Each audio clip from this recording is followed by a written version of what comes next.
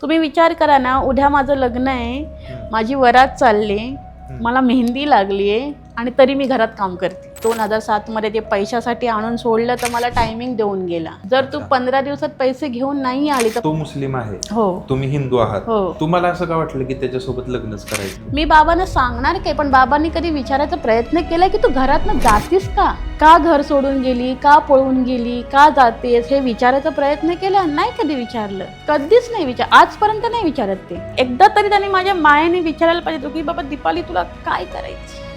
नाही विचारलं, कुणीच नाही विचारलं. मोठी बहीण म्हणतात आईसारखी असते, तिने पण नाही कधी विचारलं. मी ही गोष्ट इथं सांगते, मी एवढी वर्ष कोणाला नाही सांगितली. चांगला वाटला, स्वभाव चांगला वाटला, माणूस चांगला वाटला.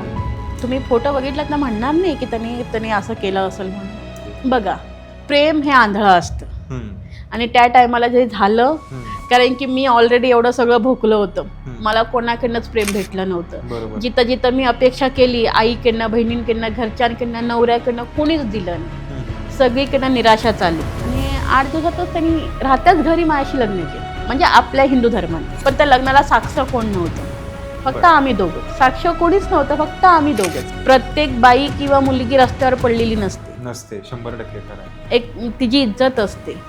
अफेअर तू करणार, लफडी तू करणार, धोका तू देणार आणि तूच मला आरोप करणार आणि मला तूच नावं ठेवणार. मी 12 डिसेंबरला माझ्याकडे एक तर तिकीट नाही, काय नाही, मी चालूट गाडीमध्ये बिहारला गेले.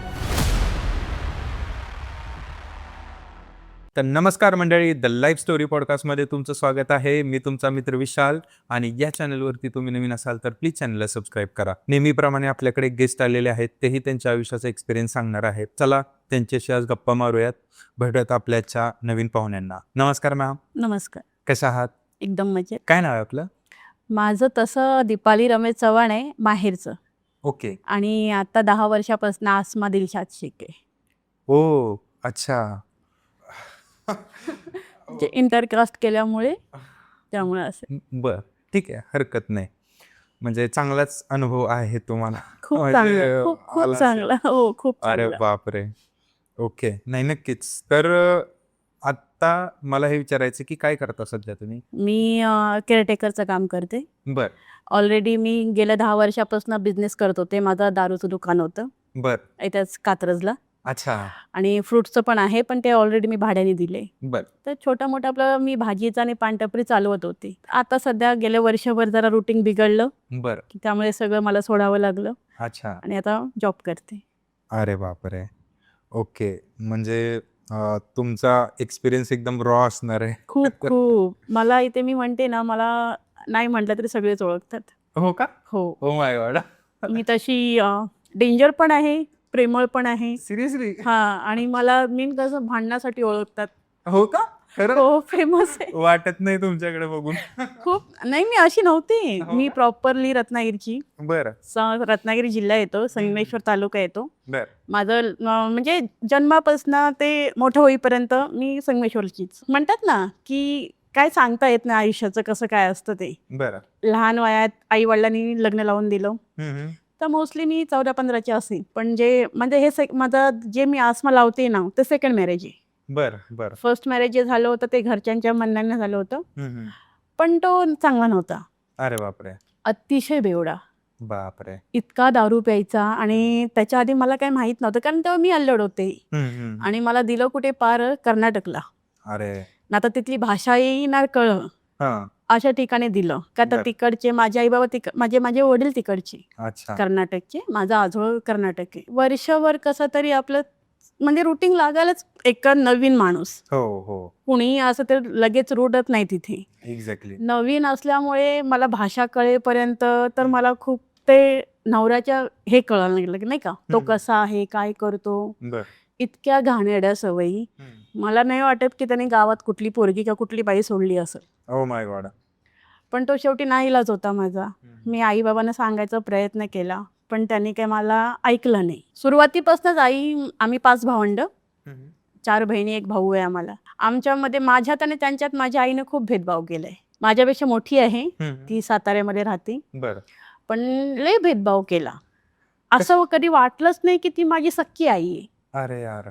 असं वाटत होतं की तिने कुठून तरी मला उचलून आणलंय आणि ती सावत्र आई आहे, मी ती सावत्र मुलगी आहे असं वागवायची. कधीच प्रेम नाही. कधीच नाही, कधीच नाही. आणि मला शाळा शिकायची एवढी आवड नव्हती. मला घरकामात आवड होती. तर मी आपलं 5वी पर्यंत शिकून शाळा सोडली. बर. त्यानंतर घरात रुटीन लागलं. मग जसं मी घर हातात घेतलं तसं आई मोकळी झाली. अच्छा. आई कधी कुठलं काम करायची नाही आणि बाकीचे पण कोणीच करायचं नाही. सगळं मीच करायची सकाळी 4 वाजल्यापासून. अरे यार. आणि कोकणात माहिती आहे ना, पहिला पाण्याचा प्रॉब्लेम होता. तर आम्हाला 2-2 किलोमीटर 4-4 किलोमीटर पाणी आणायला जावं लागायचं. अरे बापरे. मग पहाटे 5ला उठून 4ला उठून मी सगळं आवरायची. पण आईच्या मनात कधी दयामाया आली नाही. कधीच नाही. कधीच नाही. अशी आई होती. मग त्यांनी बळजबरीने लग्न लावून दिलं. मला करायचं नव्हतं. पण बाबा म्हणले माझी एकतरी पोरगी तिकडे दिली पाहिजे, तर तिकडे दिली. पण ते सगळं जे काही झालं ते बघून मला राहायची इच्छा नव्हती. मग मला एक मुलगी झाली त्यांच्याकडनी. ती आज मुलगी मला 23 वर्षाची. अरे वा, क्या बात आहे. मला पुढच्या वर्षी जावंही येईल. अरे वा, क्या बात आहे. अच्छा. सिरियसली. पण तुम्ही आता जसं पूर्वी उल्लेख केला की तुम्ही प्रेमळी आहात आणि डेंजरी आहात. लहानपणी पण तुम्ही डेंजरस होते की कसं आहे? नाही, तेव्हा तशी नव्हते. पण एवढं आहे की स्वतःच्या पायावर तेव्हा पण उभी. मला म्हणजे असं वाटायचं नाही की काहीतरी करावं. माझ्या सगळ्या बहिणी घाबरट आहेत. बरं. मी घाबरट नाहीये. अच्छा. मला ट्रॅव्हलिंगचा ह्याचा त्याचा म्हणजे पहिल्यापासून मला सवयच आहे ती. बर. मी कुठेही एकटी जाऊ शकते. मला कोणाची गरज नाही लागत. अच्छा. आणि ते सगळं झालं. मग मी 2007 मध्ये त्यांना सोडलं. अच्छा. मग तिथं काय प्रॉब्लेम व्हायचा? तिथे म्हणजे ते काम नाही करायचे. नुसतं दारू प्यायचा, मारहाण करायचा. शिवाय नाही द्यायचा पण मारहाण करायचा. बर. आणि मी महाराष्ट्रातले असल्यामुळे मला सासरचे सगळे खूप लाड करायचे. बर बर. माझा दीर होता मोठा. इतका लाड करायचा ना की जशी शक्की मी त्याची बहीण असल्यासारखी. वा. सासरचे पण सासू सावत्र होती ती खूप लाड करायची. सासरे तिथं कुठंच ती लोक कुठं कमी नाही पडली. पण हा नवरा म्हणून हा कुठे उभा नव्हता. म्हणजे तो कमवायचाच नाही. मग मी शेतात जायची कामाला. तेव्हा 30 रुपये भेटायचे. 30 रुपये? हो. खुरपायला भांगलायला वगैरे म्हणतात ना. ते मी कधी आयुष्यात कधीच केलं नाही. माझे बाबा सिव्हिल कॉन्ट्रॅक्टर आहेत. बरं. कधी साईटवरती लेबर नाही आले तर बाबा सगळ्यांना घेऊन जायचे, फक्त मला सोडायचे. कारण की मी घरात सगळं करायची. मोठ्या बहिणीपासून सगळ्यांना घेऊन जायचे की लेबर नाही आले की ह्यांना लेबर सारखं वागवा म्हणून. आईला पण घेऊन जायची. अच्छा. पण मी कधीच गेले नाही. पण तिथे मला ते जावं लागायचं शेतात. का तर हा काही करत नव्हता. हा नुसता दारू प्यायचा, विमल गुटखा खायचा. असं करता करता मी 6 महिने आईकडं, 2 महिने तिकडं, मी असे म्हणजे 2 वर्ष काढली. बर. माझ्या आजीने हे सगळा खेळ रचला होता. आता ती काही ह्या जगात राहिली नाही बघायला. पण तिच्या डोळ्यासमोर सगळं झालेलं आहे. मग तिला नंतर दोष देऊन तरी काय उपयोग? आता मुलगी वयात आली की लगेच लग्न लावून द्या. म्हणजे लग्नाच्या मागे का लागलेले असतात ते कळत नाही. एक गोष्ट प्रत्येकाचं कसं असतंय की बाबा मुलगी वाईट वळणावर जायला नको, असं प्रत्येकाचं असतंय. माझ्या शेजारी एक होता, त्याचं आमच्याच जातीचा होता. बरं. मला त्याशी करायचं होतं. पण तेव्हा म्हणतात ना, कळत नसते, एक क्रश असते, प्रेम नसते. अच्छा. बरोबर. पण ते तयार होते सगळे. पण त्याच्याकडे घरदार नव्हतं, तो कमवत नव्हता. मग तोही कॉन्ट्रॅक्टरच होता, पण एवढा हे घरच्यांना कोणाला पसंत नव्हता. अच्छा. मग ते घरच्यांनी म्हणले जाऊ दे, सगळे गावाची लोकांनी ठरवलं की कशाला लावून द्यायचं नाही का, म्हणून नाही दिला. आणि तो माझ्या घराच्या शेजारीच राहतो. अच्छा. आता? हो. अरे बापरे. आणि जेव्हा नाही ना, पहिल्यापासूनच. अच्छा. पहिल्यापासून. ओके. बरं. माझ्या घराच्या शेजारीच राहतो. तर मग ते सगळं झाल्यावरती मग तो पण म्हणला जाऊ दे. त्याने पण लय हातापाया पडल्या माझ्या आई वडिलांच्या, मी करतो म्हणून नाही का. तुमचं प्रेम होतं का एकमेकांचं? हो, करतो म्हणून. तोही खूप, त्याच्या घरी सगळे गेले होते, तोही म्हणला मी करतो म्हणून. पण ह्यांना नको होतं. म्हटलं त्या वयात मग त्याने वर्षभरातच माझं लग्न लावून दिलं. ज्या टायमाला माझं लग्न होतं त्या टायमाला त्याचं घर बांधायचं चालू होतं. आणि आज त्याला जी बायको भेटला जाईल, त्यानेही लव्ह मॅरेज केल्यानंतर ती जी भेटली, आज तिच्याबरोबर तो एवढा पुढे गेलाय ना की जिथे हे म्हणत होते ना की तो काहीच करू शकत नाही, त्या त्याने सगळं केले. मग मी म्हटलं जाऊ दे. माझं लग्न झालं, त्याचं काही झालं नव्हतं. माझं झालेलं 2-3 वर्षांनी त्याचं झालं. तरी प्रेमविवाह त्यानेच केला. त्याची बायको चांगली मैत्रीण आहे माझी. वा. मी शक्यतो बोलत नाही कोणाशीच. मी घरी गेले इथेही कोणाशी बोलत नाही, तिथेही गेलं तरी मी कोणाशीच बोलत नाही. अच्छा. फक्त तिने म्हणतात ना, तिला पण सगळं कळलं नंतर. मग बर. ती मी कधी पण गावाला जायची तर ती माझ्यावर खार खायची. हम्म. मला बघून वाटेल तसं शिव्यागाळ्या करायची. बर. मग एक दिवस मी बघितलं आणि आईसमोर सगळं म्हटलं. तिला सांग म्हटलं, बिनकामाचं माझ्या वाट्याला जायचं नाही. तिलाच काय म्हटलं, अख्ख्या वाडीला माहिती. तरी पण मोडकी तोडकी म्हणजे लाईक मला तो ऍक्सेंट ऐकायचा आहे की म्हणजे कोकणी भाषा एकदम गोड असते ना. हो असते, पण ती मला येतच नाही. अच्छा, येतच नाही का? म्हणजे मी शक्यतो जास्त राहिलीच नाही ना तिथे. बर बर बर. कोकणात ही राहिलीच नाही. कळायच्या आधी त्यांनी लग्न लावून दिलं आणि नंतर काय व्हायच्या आधी त्या आईचं म्हणतात ना, की जेव्हा मी सगळं सोडलं, म्हणजे मी नाही सोडलं, त्यांनी मला आणून सोडलं हुंड्यासाठी. अच्छा. की त्यांना 2 लाख रुपये पाहिजे होते. ते सारखे मला त्रास द्यायचे की तुझ्या आईला फोन कर, वडिलांना फोन कर, की मला पैसे पाहिजेत, गाडी घ्यायची आहे. तर मी त्यांना म्हणायची, मी काही एकच पोरगी नाही त्यांना. बरोबर. तुम्हाला हुंडा दिलाय तरी माझ्या बाकीच्या बहिणींना हुंडा पण नाही दिला. त्यांना जे काही नॉर्मली लागतात लग्नासाठी बेसिक एक म्हणतात ना प्रथा असते 4-5 भांड्यांचं, तेवढंच त्यांनी दिलेलं आहे. तेव्हा नाही तर लयच मागं लागायचे. मग मी एकदा कंटाळून वडिलांना फोन केला की सारखा मला असा त्रास देतो, मला शिव्यागाळ करतो 4 चौघात. आणि सगळे कर्नाटकची लोकांची पद्धत मला ते कळतच नाही की तुमचं लग्न जरी झालं, तुम्ही हुंडा आणला, तुम्ही घरातनं किती सामान आणा, पण तुम्ही परत सासर माहेरनं मागा. ही त्यांची लई घाणेरडी सवय. अच्छा. आणि आपण जर विरोध करायला लागलो ना की म्हणतात तुम्हाला संसार नाही करायचा का, तुम्ही तुमच्याच संसारासाठी आणताय ना. ही त्यांची पद्धत. अच्छा. मग जेव्हा मी 5 महिन्याची प्रेग्नंट होते, मी तेव्हापासून आईकडे होते. मग मुलगी झाली, मी माझ्या काकांना सांगितलं असं असं प्रकार आहे. माझ्या चुलत्यांनी त्याला बोलवून घेतलं, म्हणलं इथे तरी सुधरेल म्हणून. तो तिथे पण सुधरत नव्हता. अच्छा.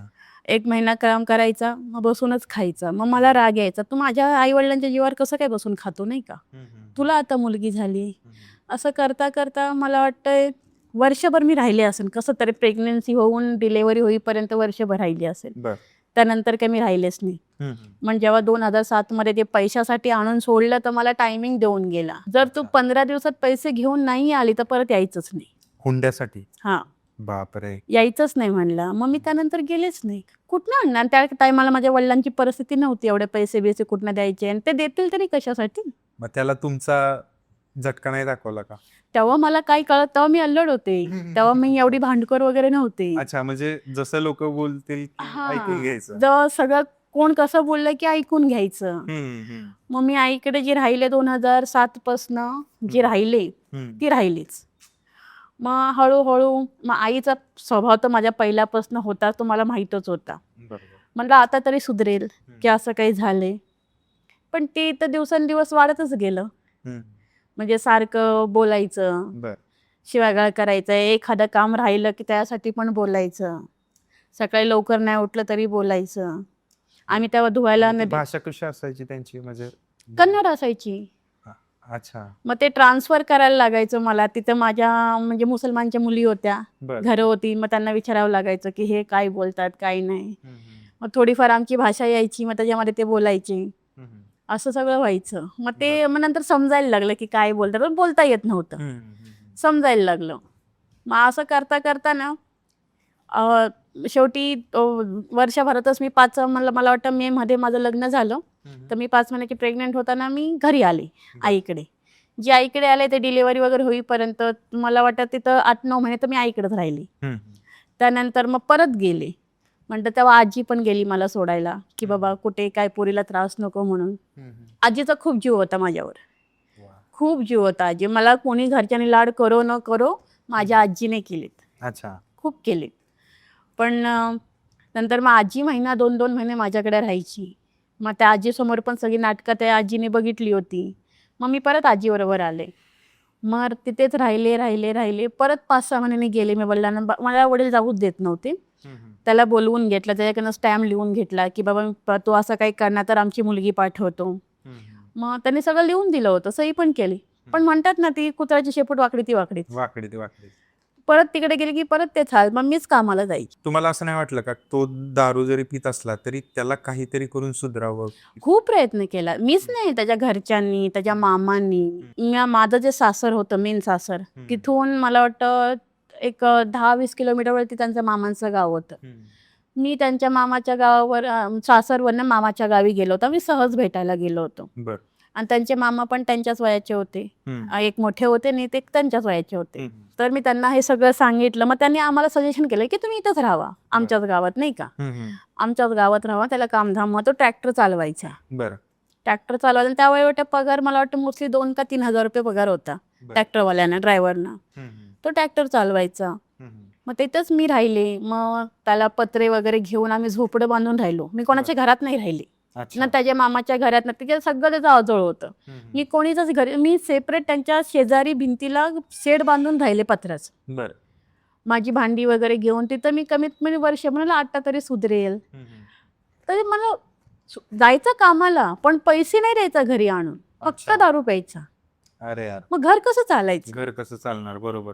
आणि तेव्हा तर मला ते मार्केट वगैरे हे सगळं काही कळत नव्हतं. घर कसं चालायचं? खरंय. मग आजी 2 महिने माझ्याकडे, माझी आजी जेव्हा पण यायची ना, 1-2 महिने राहायची. मग ती मला वाटतं 1.5-2 वर्षामध्ये ना माझ्याकडे 5-6 वेळा ती चाली असेल. अच्छा. पण कधी आई किंवा बाबा बघायला नाही आले की पोरीचं काय चाललंय म्हणून. आणि मी कधी सांगायची पण नाही की काय चाललंय. मग तिकडे ना पद्धत होती की आम्ही तेव्हा चूल होती, गॅस तर कोणाकडेच नव्हता. अच्छा. कोळसे वगैरे विकून मी आईला फोन करायची की माझ्याकडे तो पैसेच द्यायचा नाही, तर मी करणार कुठनं? बरोबर. मी तेव्हा लँडलाईन नव्हते, कॉईन बॉक्स होते. मग तेव्हा आईला सांगितलं की आई म्हणायची राहू दे, नवरा आहे, लग्न आहे. म्हटलं ठीक आहे. पण ज्या टायमाला जेव्हा मी त्याला स्वतःहून पकडलं, मी गावाला आले होते आईकडनं आणि गावावरनं परत तिकडे कर्नाटकला गेले. आणि मी गेले तेव्हा त्याची मामाची, सख्या मामाचीच मुलगी होती, तिच्याबरोबर त्याचं अफेअर चालू होतं. अच्छा. तुम्हाला काय आयडियाच नव्हतं? मला काय, मी कशाला एवढा विचार करते? बरोबर. लोक सांगायची पण मी काही लक्ष नाही द्यायची, मला काय घेणं देणे. पण ज्या टायमाला तेव्हा माझ्या चुलत मामाच्या मुलीचं लग्न होतं आणि आम्ही जेवत बसलो होतो अंगण्यामध्ये. तर जशा सगळ्या पोरी गेल्या निघून, तर तिच्या मागे मागे हा पण गेला. मला वाटलं गेला असं लग्नाचा कार्यक्रम असेल. तर ती मामाची मुलगी परत रिटर्न आली. आणि ती शेजारी एखादा कानात सांगतो की नाही माणूस, ती कानाच्या जाऊन ती मोठ्याने सांगायला लागली की दादा इकडे इकडे गेलाय म्हणून, नाही का. माझी मुलगी मोठी वर्षाची पण नव्हती, 8-9 महिन्याची होती. मी तशीच तिला खाली सोडली आणि रात्रीच्या अंधारात तिकडे गेले. एक तर मला तर सापांची वगैरे खूप भीती वाटते. तिकडे गेले, ते बघते, ते मी समोर बघती. अरे बापरे. मी तसंच त्यांच्या पाठीवर मारलं. ते दोघं पण पळाले. तो गावात पळाला आणि ती जंगलात पळाली. दुसऱ्या दिवशी हा सगळा प्रकार झाला आणि नेमके माझे बाबा आले होते. बाबा तर त्यांच्या कामासाठी आले होते, कारण मी तर बोलवलं नव्हतं, कारण की ते सकाळीच आले आणि मला सांगितले पण नव्हते येणार आहेत म्हणून. सगळ्यांना वाटलं की मी बोलवलं. मी म्हटलं एका रातोरात कसे काय बाबा येतील, यायला 24 तास लागतात इथे. मग सगळे म्हणले नाही का, काय सांगू नको, काय सांगू नको, तुझा संसार आहे, उगाच खराब होईल, काय सांगू नको. म्हटलं ठीक आहे. मी कोणाला काय सांगितलं, मी बाबांना काहीच सांगितलं नाही. आले बाबा, दिवसभर राहिले, संध्याकाळी निघून गेले. मी नाही सांगितलं. म्हणलं ठीक आहे, आता तरी सुधरेल. पण नाही. मग जसं त्या पैशाचा विषय चालू झाला, मग तसं तेव्हा चालूच झाला. अच्छा. काय म्हणतात ना, मी बाबांना फोन केला की असं असं आहे. मग बाबा काय म्हणले, त्यांना घेऊन ये, इकडे घेऊन ये. मीच बोलतो म्हणले काय बोलायचं ते. मग त्याचे मोठे मामा आणि तो आणि मी गावाला आलो आम्ही, संगमेश्वरला, कोकणात. मग त्याच्या मोठ्या मामाने त्याची प्रत्येक करतूत बाबांना सांगितली. बाबा म्हणले मला माझी मुलगी नाही पाठवायची. त्या मामा, स्वतः सख्या मामानी त्यांना बाबांना सांगितलं, तुम्ही जर शाणे असाल तर हिला परत पाठवू नका. तर आणि पैशासाठी तर बिलकुल पाठवू नका. आज 2 लाख रुपये देते, उद्या 5 लाख मागेल. बरोबर. तेव्हा कुठनं द्यायचे? उद्या 5 लाख नाही दिले तर परत म्हणायचं की जाऊ तुमची मुलगी घेऊन. हे कमवत पण नाहीत, काय कमवत पण नाही, द्यायचं कुठनं? आणि त्या 30 रुपयाच्या मजुरीवर जात होते, तर मला येत पण नव्हतं. अरे बाप. मला त्यांच्या मामाच्या मुली वगैरे, त्यांच्या आज्या वगैरे, मावशा वगैरे त्या शिकवायच्या. मग ते झालं, मी आले, ते 2 दिवस राहिले आणि ते निघून गेले. जो मला टायमिंग दिला त्या टायमिंगला मी काही गेले पण नाही आणि पैसे पण दिले नाही. म्हणजे मी राहिले ते आईकडेच राहायला लागले. मग मला वाटतं, मग शेवटी आईकडं मोठ्या बहिणीचं लग्न झालं होतं, माझ्या मागची तिचं पण लग्न झालं होतं. राहिली छोटी भाऊ आणि मी आणि माझी एक छोटी मुलगी, आम्ही असेच होतो. पण सगळं घराचा भार उचलला ना तरी आईला समाधान वाटायचं. एवढं कष्ट करून जर समाधान नसेल तर नसलच वाटत. मग ती जरा जरी काय झालं ना, मग ती बाबांना 1-2 सांगायची, मग बाबा बोलायचे. असं करता करता ना माणूस किती सहन करणार, कुठंतरी थकला पाहिजे ना. आमच्याकडे टँकर यायचा. एक तर कोकणातले रस्ते माहिती आहेत ना, सरळ नसतात ते, हो. असे उतार. एकदम उतार असे पडलो की तिकडच गेलो. खालीच गेलो. हो. मी तर किती वेळा पडली. टँकरच्या पाण्याला धावत जा, सकाळी 4 वाजता उठून पाण्याला जा, नंबर लाव. फक्त सगळे घरचे पाण्यासाठीच मदत करायची, कारण की पाणी खूप लांब आणावं लागायचं. तेवढ्याच बाकी कुठल्याच माझ्या आईने तर इकडचं तांबा तिकडे उचलून ठेवला नाही. तुम्ही विचार करा ना, उद्या माझं लग्न आहे, माझी वरात चालली, मला मेहंदी लागलीये आणि तरी मी घरात काम करते. अरे रे रे. माझी आता 10 वाजता वरात निघते संध्याकाळी आणि 9 वाजेपर्यंत मी कामच करते. माझी इथली पुण्यात मावशीची मुल म्हणजे मामाची मसून राहते, ती आली होती लग्नाला नाही का. ती उतरली आणि ती मला म्हणली, अगं तू नवरी ना, तुझी वरात आहे ना आणि तू काम करते. पण हे आईला नाही कळलं. अरे यार. एवढे ज्या आईने माझे हाल केलेत ना, ते सांगण्यासारखे नाहीयेत. एक सख्खी आई असू ना, पण लोक तर म्हणतात आई म्हणजे खूप आईनं मोठ्या बहिणीवरती बाकीच्या वरती खूप प्रेम केलं. त्यांना पाहिजे ते आणून दे, जे पाहिजे ते कर, कारण की मोठ्या श्रीमंत घराण्यात गेल्या ना. माझी मोठी श्रीमंत घराण्यात गेली, बारकीचं पण चांगलंच होतं. मग राहिली दुसरी तिसरी चौथी, म्हणजे ती सगळ्यात लहान 5वीच आहे म्हणा, चौथा आमचा भाऊ आहे. ते 2 जणच राहिले होते. म्हणजे किती वाईट गोष्ट आहे बघा ना. म्हणजे आपल्या घरातल्या एखाद्या मुलाचं चांगलं झालं ना, तर त्याला चांगलं काही बोलायचं नाही. पण एखाद्याच्या बाबतीत थोडंसं काही चुकीचं घडलं, वाईट घडलं, तर त्याला मग असं करायचं नाही. माझी मोठी बहीण पहिल्यापासून घराच्या सगळ्यांची लाडकी होती. बरं. माझे बाबा तर म्हणायचे, माझ्या मोठीला काही कमी पडेल ना, मी मोलकरीण पाठवेन तिच्याकडे. अरे बाप. बोलणं सोपं आहे, पण करणं कठीण आहे. आज तीच मोलकरीण सारखी राबते तिथं. भले घर मोठं आहे, पण ती राबते तिथे. तिचं लग्न जेव्हा झालं ना, माझ्या लग्नाच्या 6 महिन्यात तिचं लग्न झालं, तर ती मला फोन करून विचारायची, दीपा वाटाण्याची भाजी कशी बनवतात, उसळ कशी बनवतात, तू कशी बनवते, हे सगळं ती मला फोन करून विचारायची. अच्छा. तिला स्वयंपाक वगैरे येत नव्हता. जो काही होता तो फक्त मीच करायची. तिला अजिबात स्वयंपाक येत नव्हता. मग नंतर तिच्या मोठ्या नंदेने तिला स्वयंपाक शिकवला. अच्छा. आज मी घरात सगळ्यांची लग्न माझ्या हातावर झालेली आहेत. मी पूर्ण वरातीचं जेवण बनवते. मला घरात एवढं एक्सपर्ट झालेच मी सगळ्यांचे, म्हणजे कसं करता नाही का, सगळ्यांचं मी करायची. मग त्यांना कोणी पाहुणे बघायला येऊ दे, कोणी काय. आई तर एवढं काडीचं काम नाही करायची. बापरे. एवढं करून तरी ती मला बोलायची. मग तुम्ही ह्याच्यातून बाहेर कशा पडलात? ह्याच्यातून बाहेर पडायचं तर मी 2दा घर सोडलं न सांगता. मी आईच्या त्रासाला कंटाळून 2दा घर सोडलं. निघून गेलते? हो. कुठे? एकदा गुहागरला निघून गेले, तिकडनं त्यांना कळलं तर त्यांनी मला परत घेऊन गेले. एकटेच? हो, एकटेच. घर सोडून निघून गेले? हो, घर सोडून निघून गेले. आणि दुसऱ्यांदा मला बाबांनी मारलं होतं. मग त्याच रागाच्या भरात मी आजीला सांगितलं होतं. मी म्हटलं घर सोडणं, मी इथं राहणार नाही. मी 4 दिवस जेवले नव्हते. मला आजी वडापाव आणून खायला घालायची. मी तिथनं परत घर सोडलं आणि आजीला सांगितलं होतं मी कुठे जाणार नाही. मी पहिलं तिकडे गेले कर्नाटकला. शेवटचं म्हटलं बघावं नाही का काय बोलतोय काय नाही. तर कर्नाटकला गेले तर माझ्या माघारी आजी पण आली. आणि आजीला माहित नव्हतं की मी पोत जाणार आहे तिकडे म्हणून. तर आजीला एवढंच बोललं तर मी जायच्या आधी तिकडे जाईन म्हटलं. तो तर तिथं नव्हता, तो बँगलोरला गेला होता. तर सगळ्यांनी सांगितलं फोन करून, तुझी बायको आली येत. तर त्याला म्हणलं की तिला जर गरज असेल ना तिला सांगा बँगलोरला यायला, असा म्हणला.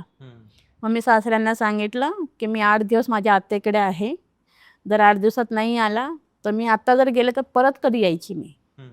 मग आजी आणि मी 8 दिवस आत्याकडे राहिलो. आज नाही आला तो 8 दिवसात. मग मी आणि आजी तिथनं निघालो, कोल्हापूरपर्यंत आलो. कोल्हापुरातनं आजीला मी घरी पाठवलं संगमेश्वरला आणि मी पुण्याला आले. पण हा विचार नाही केला इकडे येताना मी कुठे जाईन, कुठे राहीन, काय करेन, कसं करेन, हा नाही विचार केला मी. तेव्हा मी 17 वर्षाची होते. बापरे. मी हा विचारच केला नाही. फक्त मला एवढंच होतं की आईच्या त्रासाला कंटाळले. म्हणजे घरच किती खायला उठतं ना. खूप. अहो ते घरच नाही, बहिणी पण तशाच. म्हणजे ज्या घरात आपल्याला आनंद पाहिजे, ज्या घरात आपल्याला असं वाटतं की हे घर आपलं आहे आणि आपण इथं आरामात राहू शकतो, किंवा जिथं घरात पाय टाकल्यानंतर आपल्याला असं वाटतं की नाही, बस प्रत्येकाचं आता नशीब सुख आहे. तसं नसतं ना. हा? प्रत्येकाचं नशीब नसतं. हा माझा पाय भाजला होता, हा. गरम पाणी एवढा फोड आला होता असा. मी बापरे. तसा पाय घेऊन काम करत होते घरी. ते पाणी जे फोड आलं होतं ते पाणी भरलेलं असतं भाजलेल्या ह्याच्यामध्ये, ते असं चालताना ना खळखळायचं. मी तसं पाय घेऊन काम केलंय घरात, तरी माझ्या आई बापाला दया माया नाही आली. एवढं म्हणजे मग- आपल्या लेकरासाठी कुठली पण आई कुठला पण बाप आहे ना एखादा जीव देईल आपल्या लेकरासाठी. हो, पण पण आमचे नाहीत तसे. म्हणजे आमचे एवढं आई-बाप काय नाहीत वाईट तसे. केलं होतं की काय हां, म्हणजे ते मलाच कळत नाही. मी आजपर्यंत एवढी मोठी झाले, एवढं सगळं त्या लोकांनी केलं, पण मला कधी उलटं बोलणं किंवा त्यांना जाब विचारणं हे कधी झालं नाही. आणि जेव्हा मी आता बोलते ना, मग त्या गोष्टी त्यांना राग येतो. मग मी आणि बघता पोरे मोठी होतात. मी जेव्हा पुण्यात आले, मी स्वारगेटच्या बस स्टॉपला 2 दिवस राहिले. का रे बाप रे. 2 दिवस स्वारगेटच्या बस स्टॉपला राहिले. मग एक पेपर घेतला लोकमतचा आणि त्या पेपरमध्ये ॲड होती की चतुरसिंगी बापट रोड, सेनापती बापट रोडला मारवाडीच्या इथं राहून खाऊन काम होतं. अच्छा 2,500 भेटायची. बर मी ते ॲड वाचून लँडलाईनवर कॉल करून STD मधनं मी तिकडे गेले. तिथे मी राहायला वगैरे जागा होती म्हणून मी तिथे कामाला गेले. 2,500 कामासाठी ती बाई किती काम करून घ्यायची.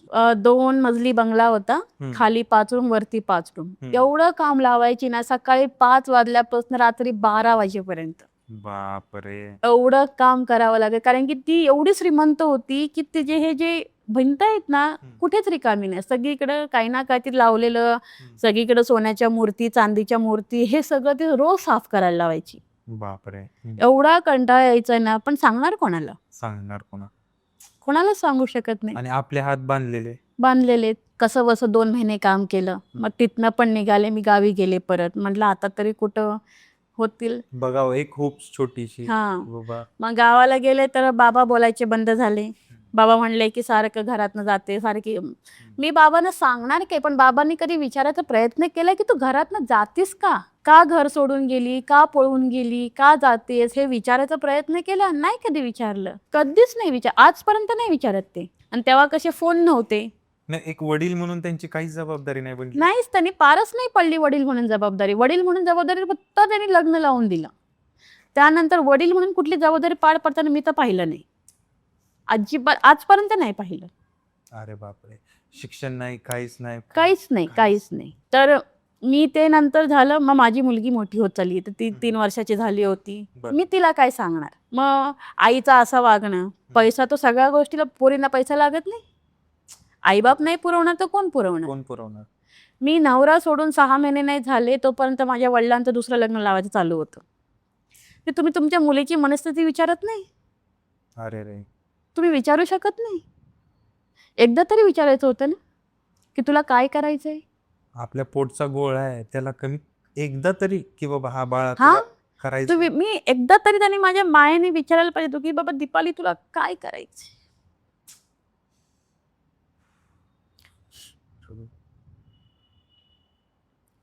नाही विचारलं, कुणीच नाही विचारलं. मोठी बहीण म्हणतात आईसारखी असते, तिने पण नाही कधी विचारलं. नाईलाजाने मला घर परत सोडावं लागलं घर. हां, त्या टायमाला चुकी झाली की मी पैसे नव्हते ना, तर बाबांचे 5,000 रुपये चोरले होते. पण मी ते डबल रिटर्न केले. जेव्हा मी परत गेले, मी तेव्हा डबल रिटर्न करायचे आणि मी प्रत्येक गोष्टीला पैसे पुरवायची त्यांना. कारण की कोणी नव्हतं तेव्हा कमवणारं, भाऊ पण नव्हता एवढा कमवत. मग मी कधी पण घरी गेले ना, मी रिकामी नाही जायची, मी पैसे घेऊनच जायची. 5,000 10,000 जेवढे लागतील तेवढे आईच्या हातात द्यायचे की बाबांना दे म्हणून. मग ते सगळं झालं. मग म्हटलं आता तरी आई सुधरेल. कोणाला वाटते की एकटं राहावं म्हणून? बरोबर आहे. एक कुटुंब असेल तरच एक वाटतं की बाबा एक परिवार आहे सोबत. तर पण आईचं सुधारण्याचा चान्सच नाही. किती म्हणा तुम्ही, ती आजही तशीच आहे. अरे यार. ती आजही तशीच आहे. तिला सगळ्यांचं म्हणणं पटतं, फक्त माझं म्हणणं तिला पटत नाही. कारण की माझे विचार आणि त्यांचे विचार खूप वेगळे आहेत. मी ओपन माइंडेड आहे आणि त्यांचे जे विचार आहेत ना, ते म्हणतात ना, एखाद्याला तुम्ही किती पुढे गेलात मागच आणा, असे विचार आहेत. म्हणजे तुम्हाला ते उडायला पंख नाही देणार, तुमचे पंखच कापते. बाहेरचं ठीक आहे नाही का, जगाशी आपण एक मुलाचं ठीक आहे, एक मुलगा कसं आहे जगात कसंही सर्व्हाइव्ह करू शकतो, कसंही जगू शकतो. पण एक मुलगी म्हणून आहे ना, समाजात बाहेर पडणं म्हणजे बापरे खूप अवघड आहे. मी सगळं सहन केले. माझं ह्या पुण्यात मी कशी जगले हे मला माहिती. बस स्टॉपला झोपा, रेल्वे स्टेशनला झोपा. माझं तर मर्डर होता राहिलंय. बापरे. शिवाजीनगरच्या बॅक साईडला शेत आहे, ऊसाचं शेत आहे, तिथं ऊसाचं शेत लागलं होतं. मला तर कळत पण नव्हतं त्या टायमाला. मला म्हणतात ना, भूल देऊन घेऊन गेले होते पोरं. माझा रेप करून माझा मर्डर होणार होता. मी एवढ्या जोरात ओरडले ना की शेजारी हॉस्टेल होतं, तर सकाळी 7 वाजता हॉस्टेलची पोरं येऊन मला वाचवली, नाही तर त्या दिवशी माझा चाकू पोटात गेला असता. Oh my God. मी ही गोष्ट इथं सांगते, मी एवढी वर्ष कोणाला नाही सांगितली, कोणालाही नाही सांगितली. त्या पोरांनी मला पोलीस स्टेशनला नेलं, पोलीस कंप्लेंट झाली, त्यानंतर बरंच काही झालं, पण ते सगळं मी फेस केले. ते लूटमारीचा केस होता, माझी पर्स वगैरे सगळं घेऊन गेले. फक्त ती पोरं, जर हॉस्टेलची पोरं आली नसती ना, तर त्या दिवशी मी वाचले पण नसते. Oh my God. एवढं सगळं मी सहन केले, तरी मी पुणे सोडून आईच्या दारात नाही गेले. विचार करा, म्हणजे मला तिथं जायचे म्हणजे तर मला कसं वाटत असेल, आणि जाऊन तरी करणार काय. मला माहित होतं की आईचा स्वभाव कसा आहे. बरोबर आहे. मग नंतर पुढे तुम्ही म्हणलात की तो जॉब सोडून तुम्ही गावी गेलात. मग सगळं तुम्ही तिथं पण तुम्हाला काय नाही तसं ज्या मिळालंच नाही. मग पुढे कशा गोष्टी घडत गेल्या? नंतर परत जे मी घरी इकडं आले, तर मग मी इकडंच राहिले.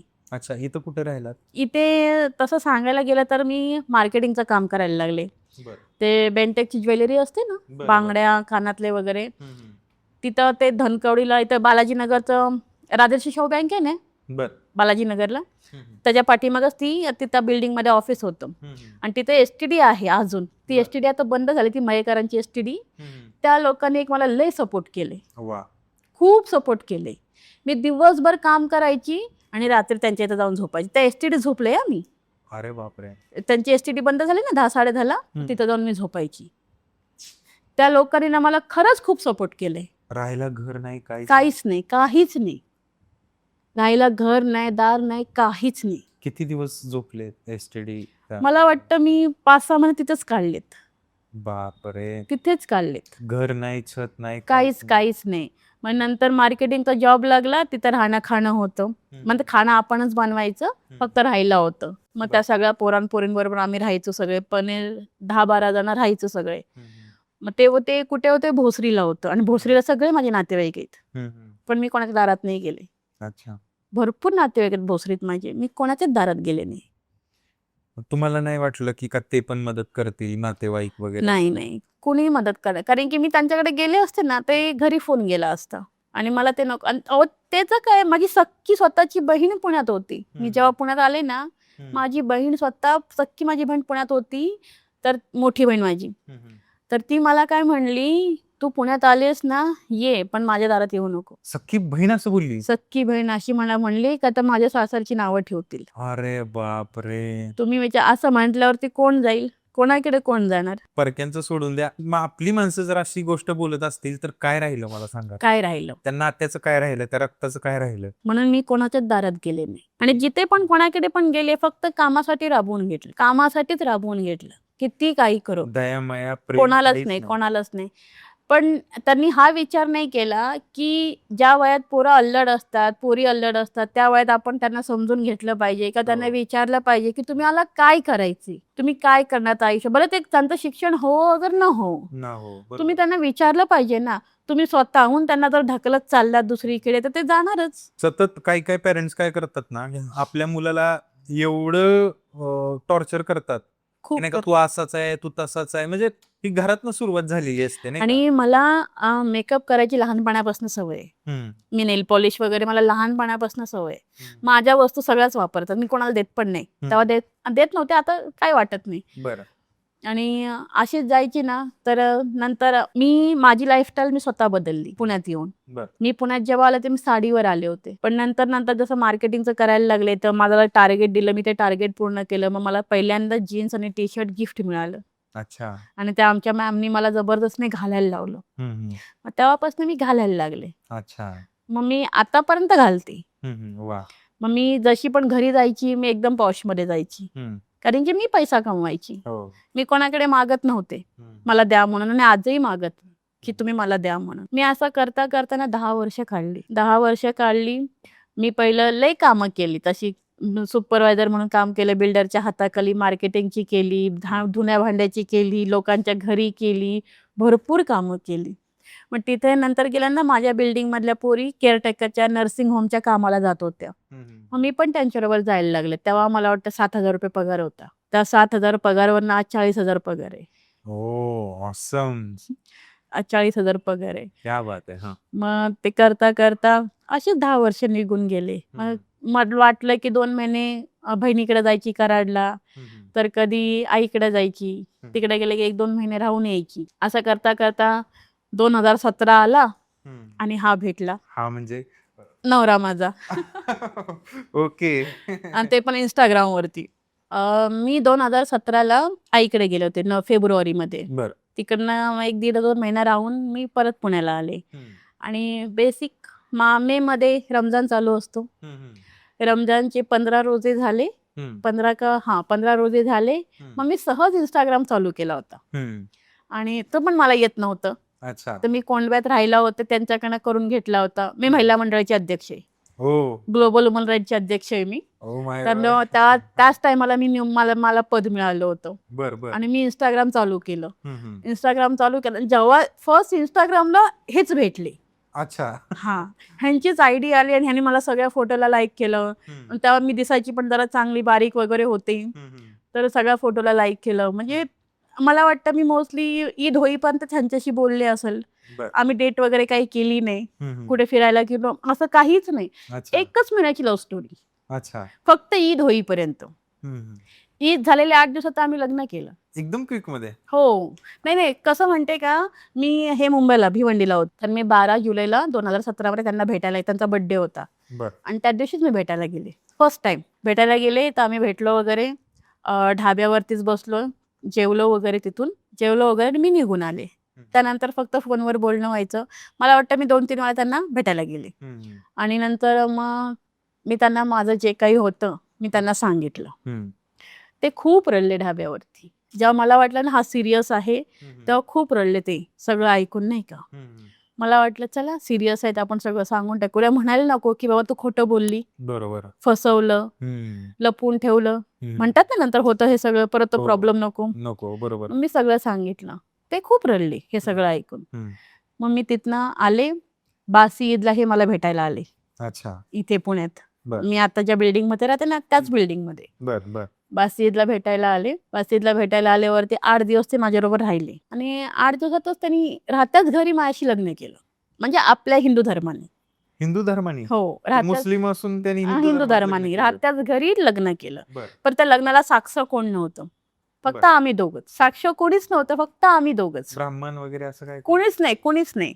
फक्त आम्ही दोघं. माझ्या भांगेत कुंकू भरला, मंगळसूत्र वगैरे घातलं. ठीक आहे, देवासमोर सगळं त्यांनी वचन वगैरे घेतलं. आणि सगळं 2 दिवसांनी तो गेला परत मुंबईला. मुंबईला गेला. मग तिथने 8-10 दिवसांनी तो परत आला तो आपले बॅगा वगैरे घेऊन डायरेक्ट आलाच. आता तुम्ही सांगा, जिथे मी विश्वास ठेवून एवढी वर्ष काढली, लॉयलिटीने एकदा एवढी वर्ष काढली, तिथे धोका हा आलाच कुठनं? पॉसिबलच नाही. बरोबर ना. धोका आलाच कुठ? मी 10 वर्ष काढली त्या माणसाबरोबर. 2017 पासून आता 2026 चालू आहे. आमच्यात कधी प्रॉब्लेम नाही. जसे दिवस आले तसे काढले. मग जेव्हा इथे ते आले तर त्यांनाही काम नव्हतं आणि मलाही नव्हतं. मला त्याच्या अगोदर एक प्रश्न विचारायचा आहे. आता साहजिकच गोष्ट आहे की तो मुस्लिम आहे, तुम्ही हिंदू आहात. तुम्हाला असं का वाटलं की त्याच्यासोबत लग्नच करायचंय? चांगला वाटला. अच्छा. स्वभाव चांगला वाटला, माणूस चांगला वाटला. तुम्ही फोटो बघितलात ना, म्हणणार नाही की त्याने असं केलं असेल म्हणून. अच्छा. तो एवढा गुणी. पण त्यावेळेस तुम्हाला नाही वाटलं का की हिंदू मुलाशीही लग्न केलं असतं आपण, किंवा करायला पाहिजे? बघा, प्रेम हे आंधळं असतं. आणि त्या टायमाला जे झालं, कारण की मी ऑलरेडी एवढं सगळं भोगलं होतं. मला कोणाकडनंच प्रेम भेटलं नव्हतं. जिथं मी अपेक्षा केली, आईकडनं, बहिणींकडनं, घरच्यांकडनं, नवऱ्याकडनं, कोणीच दिलं नाही. सगळीकडनं निराशाच आली. इथे असं नाही की मला ह्याच्या आधी पोरं भेटली नाही. मी प्रत्येक पोराचे अनुभव घेतलेत. बोलणं आणि करण्यात फरक असतो. बरोबर आहे. फरक असतं. प्रत्येक बाई किंवा मुलगी रस्त्यावर पडलेली नसते. 100% खरं आहे. एक तिची इज्जत असते. पण मला त्याचं कुणी नाही आवडलं. मी प्रत्येकाला नाहीच म्हटलेले. मग जेव्हा ह्यांना भेटले, बघितलं, मला हे आवडले. आणि जेव्हा मी सगळं सांगून दिलं, जेव्हा ते स्वीकार, मी ह्याच्या आधी पण जेवढ्या लोकांनी मला प्रपोज केलं होतं लग्नासाठी, मी त्यांना पण म्हटलं बाबा माझं असं आहे. प्रत्येकाने रिजेक्ट केलं. एक मुलगी कोण स्वीकारणार का? आता भले ती फॅशन झाली, पण ह्याच्या आधी नव्हती. नव्हतं. एका मुलीची आई म्हणजे त्या काळी बापरे हा. लोक पॉसिबलच नव्हतं. नव्हतंच पॉसिबल. आणि आता आता accepted आहे. आता जाडी चालते, काळी चालते, आता पोरं एक काय 4-4 चालतात. आता फॅशन झाले. आता फॅशन झाले. मग तेव्हा मी ह्यांना जेव्हा सांगितलं, यांना सगळं स्वीकार. मी एवढं ह्यांना पण नव्हतं सांगितलं की मला मुलगी आहे म्हणून. यांना सांगितलं नव्हतं की मला मुलगी आहे म्हणून, पण बाकीची सगळं स्टोरी ह्यांना सांगितली होती. अच्छा, तुम्ही मग मुलीचं का लपवलं एवढं सगळं? नाही, तेव्हा ते पण सांगितलं. त्याला पण वेळ नाही लावला मी, ते लगेच सांगितले. पण अच्छा. त्या टायमाला नाही सांगितलं जेव्हा मला सांगायचं होतं, बरं. तेव्हा नाही सांगितलं. मग जेव्हा एकदम सिरियस झाले आणि इथे येऊन हे लग्न करतील हे मला कुठे माहित होतं. म्हणजे डिरेक्टली हा. असं काय माहिती नाही. नाही, जेव्हा इथे भेटायला जेव्हा आले, तर हे लग्नच करून जातील हे मला कुठे माहित होतं. हे तर मला माहित नव्हतं ना की बाबा करणारच आहे म्हणून. त्यांनी मला कधी सांगितलं ना, माझ्या मनात कधी असा विचार आला. जेव्हा त्यांनी डायरेक्टली हा म्हटलं केलं, आणि तेव्हा तर मी शॉकच झाले ना. म्हटलं मी भरोसा तरी कसा ठेवणार. बरोबर. आता जसं की तुम्ही दोघ जणच होता रूम मध्ये आणि तुम्ही लग्न केलं, तुम्हाला वाटतंय का की ते ऍक्सेप्टेड आहे किंवा तेच लग्न आहे ह्याच्यासाठी? तुमच्या म्हणजे हा. तुमच्या दोघांच्या संमतीनं ते आहे? हा, फक्त ते आम्हालाच माहिती होतं, हा. त्यांना आणि मलाच. हे आमच्या बरोबर. दोघांमध्ये होतं. हे तिसरा चौथा कोणाला, फक्त सगळ्यांना माहिती आहे की आम्ही नवरा बायको आहोत. अच्छा. पण ते लिगली आहे का इनलिगल आहे का आम्ही केलंच नाही हे कोणाला माहित नव्हतं. ओके. बर. आता इथं सगळे जे ओळखतात ते आम्हाला नवरा बायकोनेच. अच्छा. त्यांच्या गावी जे ओळख आम्ही नवरा बायको, माझ्या घरी आम्ही नवरा बायको. अच्छा. हे जे आज डॉक्युमेंट लागले आसमा शेख वगैरे डिलिव्हरी, म्हणजे जे काही सगळं आम्ही नवरा बायकोच. बर. ठीक आहे. ह्याला आम्ही लिगली पॉइंट दिला होता. बर. ठीक आहे. पण नंतर असं झालं, आणि नंतर ते मला म्हणले होते की आपण आमच्या पद्धतीने करू म्हणून. करू म्हणून त्यांनी एवढी वर्ष घालवली. ओके. मी त्यांना दरवर्षी म्हणायची और सारखंच म्हणायची, करूया. उद्या कोणाला कळलं तर काय म्हणतील. आपण तुमच्या लिगली तुमच्या पद्धतीने करूया. मला मॅरेज सर्टिफिकेट लागेल आज ना उद्या. करूया. मी मुलांना विचारलं, मी ह्याला विचारलं, मी त्याला. आता मला तर त्यांची पद्धत माहित नाही ना कशी करतात ती. बरोबर. मी त्यांच्यावर भरोसा ठेवला आणि मला माहिती होतं की हा असं कधीच करणार नाही. त्यांनी वचन दिलं होतं तसं मला. मग तो पुण्यामध्ये आला, सगळं हे झालं, तुमचं चालू होतं. मग त्याच्या पुढे कशा गोष्टी घडल्या? त्याच्या पुढे असं झालं की काम नव्हतं, दोघांकडेही काम नव्हतं. तर आम्ही काय केलं, हे जिथं मी आता राहते तिथनं रूम सोडून जांभूळवाडीला गेले. जांभूळवाडीच्या ब्रिज खाली आम्ही तिथं घर घेतलं, फ्लॅट, आणि तिथे राहत होतो. तिथे राहता दारूचा धंदा आहे तिथे. त्या धंद्यावरती पहिलं बिल्डिंग मध्ये पेंटिंग म्हणून कामाला लागले, पेंटर म्हणून. तिथं मी त्यांना लेबर वगैरे विचार, कारण की त्यांना इथलं काही माहिती नव्हतं एवढं. ते पण नवीन आलेले. तर मी तर आपलं सगळ्यांकडे चौकशा करून नाही का पेंटिंगला पेंटरच्या कामाला लावलं. मग ते पेंटिंग करता करता ते दारूच्या धंद्यावर बसायला लागले. तिथं ती सवय पडली, कारण की पैसा भेटत होता. ते पित नाही, पण पैसा भेटत होता. एक कॅन संपलं की आपले 1000-2000 रुपये भेटायचे. मग तिथे करता करता ते परत हनुमान नगर मध्ये जिथे मी आता राहते तिथे पण दारूचा धंदा आहे त्याच माणसाचा. ते तिथे करायला लागले. मग ते करता करता झालं सगळं. मग मी प्रेग्नेंट झाले. मग मला कुठे कामाला जाता येत नव्हतं आणि तो जाऊ पण द्यायचा नाही. जसे पण दिवस आहेत शेवटी आपलेच आहेत ते. मग तेव्हा मग तुमची मुलगी कुठे होती? आईकडे होती. आईकडे. मग ती तेव्हा त्याला मी सांगितली होती. म्हणजे सांगायच्या आधी तर माझ्या आईनेच सांगितलं होतं. आणि जेव्हा त्याला कळलं, मी त्याला तेव्हा ऑप्शन दिलं होतं, बघ असं असं आहे, तू नसल तुला एक्सेप्टेड तू जाऊ शकतो. बरोबर. तुला जोर जबरदस्ती नाहीये. आणि तेव्हा मला वाटतं मी महिन्याभर तर सांगितलं होतं, नसल तुला एक्सेप्टेड तू जाऊ शकतो. बरोबर. काही जबरदस्ती नाहीये. मी माझं जसे दिवस येते तसे मी काढेन. बरोबर आहे. मी काय तुला बांधील नाहीये का मी तुला बांधून ठेवत नाहीये. तिथे पण तो खूप रडला. आणि नंतर मग त्यांनी मला वचन दिलं की बाबा मी कधीच तुला सोडून जात नाही, कसंही असू दे. मग मी त्याच्याकडनं वचन घेतलं होतं, तुमच्या बरोबर मला कितीही मुलं होऊ दे, पण पहिली प्रायोरिटी माझी मुलगीच असणार. आणि ती मुलगी म्हणून तुम्ही स्वीकारणार असाल, तिला नाव वगैरे देणार असाल, बाप म्हणून तिला हे करणार असाल तर बोला, नंतर मग पुढचं बघता येईल. बरोबर आहे. मग त्यांनी जे मला वचन दिलं की तिला मी मुलगी म्हणून स्वीकारतो, ते वचन त्यांनी पाळलं आणि आजही पाळतात. ती एक गोष्ट चांगली. त्यांनी ते पाळलं. तिच्यासाठी त्यांनी सगळं केलं. जे एक बाप म्हणून करायचं, एक बाप म्हणून प्रेम पाहिजे, काय दिलं त्यांनी सगळं केलं आणि ते आजही कर. ते माझ्या शब्दाच्या बाहेर एवढ्या वर्ष गेले पण नाही. केलं. आता पुढे जसं की तुम्ही सांगितलं की आता तुम्हा दोघांचं पण थोडं कामाला लागले आणि मग पुढे मग ते कामाला लागले. मग ते करता करता असे 2 वर्ष निघून गेले. मग थोडंफार रुटीनला आलं आमचं. मग मी टपरी टाकली. मला वाटतं 2019 मध्ये टपरी टाकली. हनुमान नगरमध्येच टाकली. अच्छा. हनुमान नगरमध्ये मी टपरी टाकली आणि टपरी मी चालवायची. आणि ते पण दारूचा धंदा पण शेजारीच होता ना, मग ते दोन्ही चालायचं. मग तेव्हा ते कामगार म्हणून काम करायची. ज्याच्याकडे जे होते ना दारूच्या धंद्यावरती ते कामगार म्हणून काम करायचे. मग लॉकडाऊन लागलं. लॉकडाऊन लागल्यामुळे त्याच्या आधी पण फर्स्ट टाइम जेव्हा ह्यांना पोलिसांनी उचललं, रेड पडली आणि पोलिसांनी जेव्हा उचललं, बाप रे बाप, तेव्हा तर मी एवढा गोंधळ घातला होता. त्या दत्तनगर चौकी होती, दत्तनगरला चौकी होती.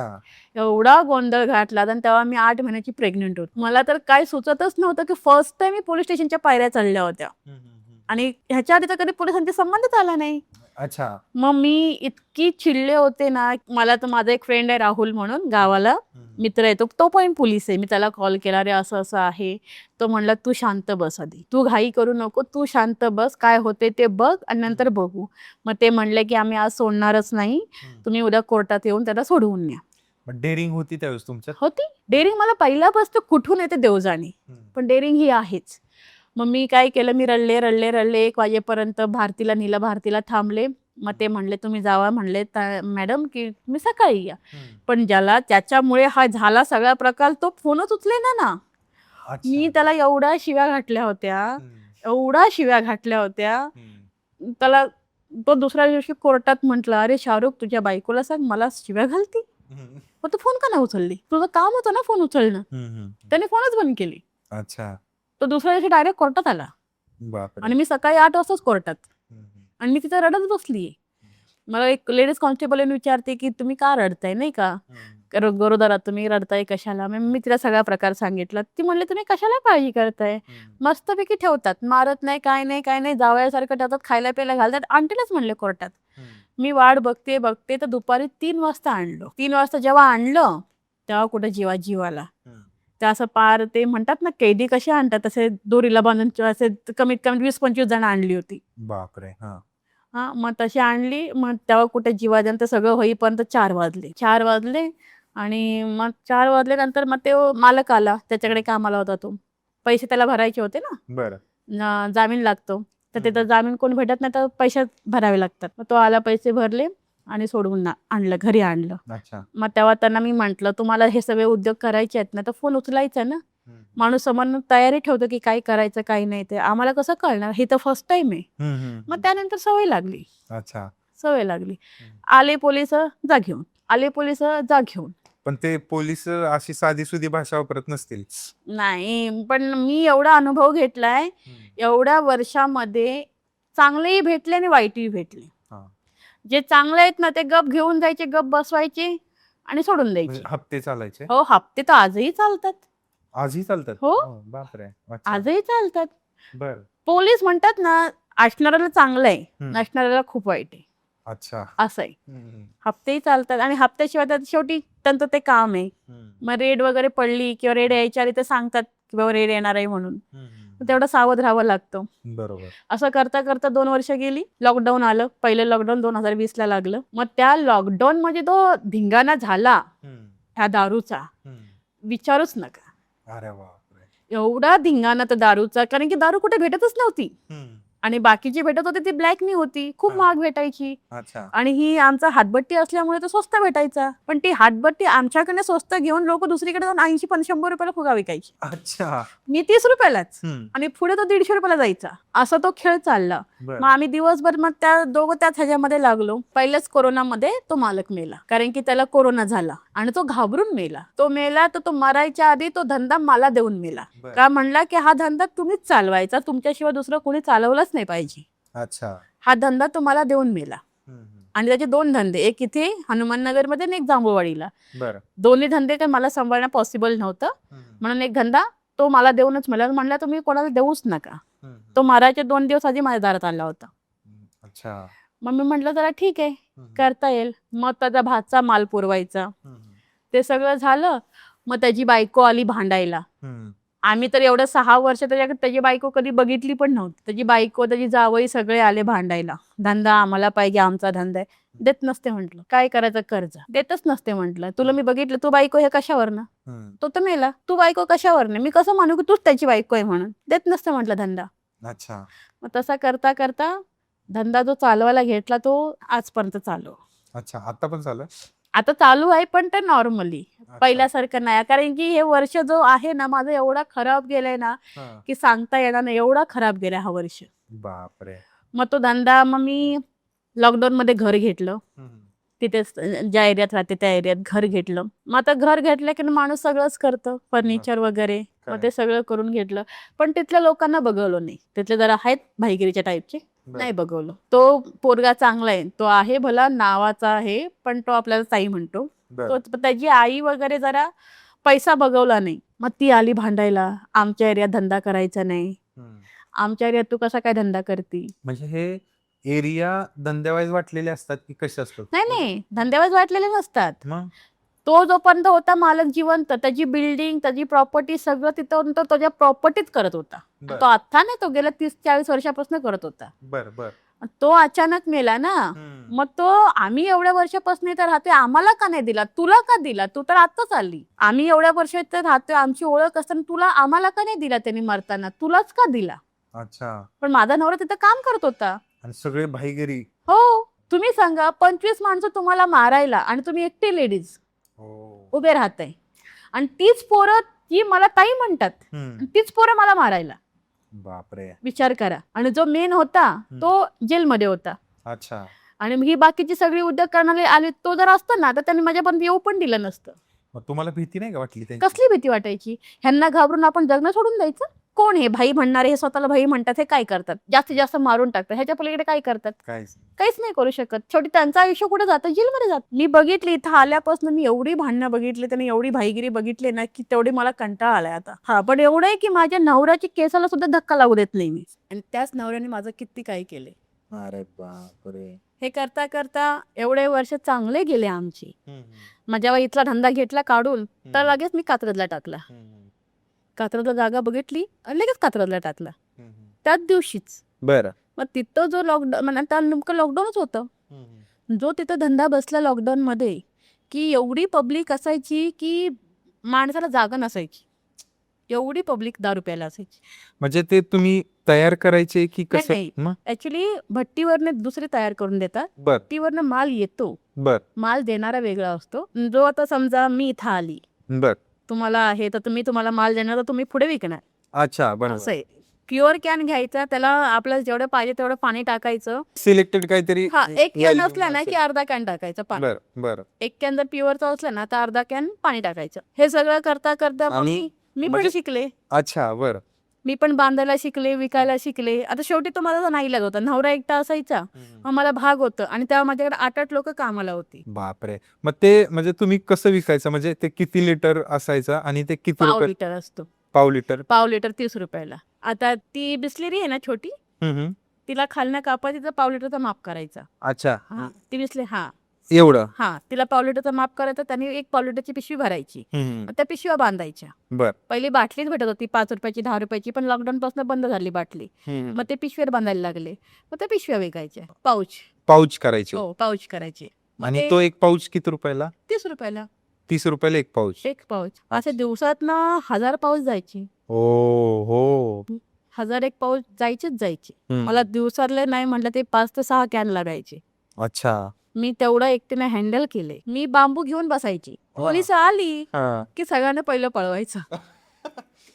पिणारे पळो कस्टमर, पण कामगार पळले पाहिजेत. कारण की मी लेडीज होते, तसं पण मला कोण म्हणत नव्हतं काय, आणि लॉकडाऊन असल्यामुळे कोण नेत नव्हतं. पण एवढं 4 पैसे दिले की निघून जायचे. पण डॅशिंग होते तुम्ही.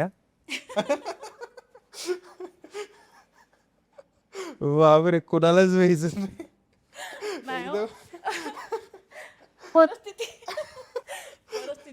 परिस्थिती करायला लागते डॅशिंग. हो, ते बरं. आणि मग असं करता करता ना, मग ते डोकं मध्ये एकदम गरम होत चाललं. कोणाला काही करो न करो, माझा माल जर फोडला ना कदा, मग ते पोलिसाचं खरं नाही. हो, अच्छा. मी त्याचा नंबर काढून त्याला पार शिवागाळ करायची. होळी वगैरे आली ना की मी बकरं, चिकन, वजडी हे सगळं मी सगळ्या गिरायकांसाठी फ्रीमध्ये ठेवायची. अच्छा. बनवणारी पण मीच, मोठे मोठे पातेल्याने बनवणारी पण मीच, पण मी सगळ्या गिरायकांना फ्रीमध्ये ठेवायची. मग ऐन टायमाला ह्या होळीच्या वगैरे टायमालाच पोलिस रेड मारायला यायची. बरं. मग ते यायची तर काय करायचं, सगळं जेवणाला लात मारून जायची. अरे. ना माझं टाळकं फिरायचं. मग हे सांगायचे की तो असा बोलला, त्याने शिव्या दिल्या. मग मी बिंदास त्यांना शिव्या द्यायची. तू ज्या पद्धतीत बोलणार त्या पद्धतीत मी बोलणार. तू येतोस ना, तुझं काही काम आहे तू कर ना. तू जेवणाला लात का मारायची? ते जेवण आहे, तू खात नाही का? मी माझ्या गिरायकांसाठी केले. तुम्ही माल तर ठीक आहे, तुम्ही माल फोडता, काही अडचण नाही. तुम्ही कामगार घेऊन जाता, काही अडचण नाही. तुम्ही जेवणाला लात मारता, मग तुम्हाला अक्कल नको की तुम्ही काय करताय ते? काहीच इज्जत नसते किंवा काहीच म्हणजे काहीच नसते. त्या पोलिसांची रद्दीभर इज्जत नसते. मी तर ठेवतच नाही. मी ठेवतच नाही. असं नका म्हणू, सगळे ऐकतात. ऐकू दे. तुम्ही तुमच्या लायकीत, आम्ही आमच्या लायकीत. खरंय. तुम्ही पब्लिकसाठी, पब्लिक तुमच्यासाठी नाहीये. बरोबर. तुम्हाला अडचण आली तर पब्लिक उभी पण राहते. हो. पण तुम्ही त्या पब्लिकच पुढे विल्हेवाट लावता तर कोण राहणार? खरं. ते झालं. माझी गाडी मला वाटतं वडगाव ब्रिजला ट्रॅफिक हवालदार. मला एक विचारायचंय बोला त्याच्या अगोदर.